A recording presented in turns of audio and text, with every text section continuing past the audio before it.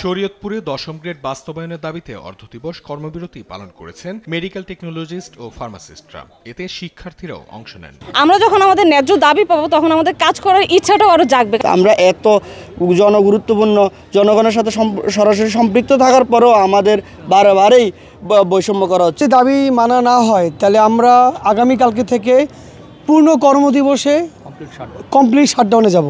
বগুড়ায় বুধবার সকাল 8টা থেকে দুপুর 12টা পর্যন্ত সব সরকারি বেসরকারি হাসপাতাল ও ডায়াগনস্টিক সেন্টারে মেডিকেল টেকনোলজিস্ট ও ফার্মাসিস্টরা অর্ধদিবস কর্মবিরতিতে ছিলেন। আমাদের দফা 1, আমাদের দাবি 1, মেডিকেল টেকনোলজিস্ট এবং ফার্মাসিস্টদের 10ম গ্রেড বাস্তবায়ন। আগামী কালকেও যদি আমাদের এই দাবি বাস্তবায়ন না হয় তাহলে আগামী দিনে আরো কঠোর থেকে কঠোর কর্মসূচি দিতে আমরা বাধ্য হব।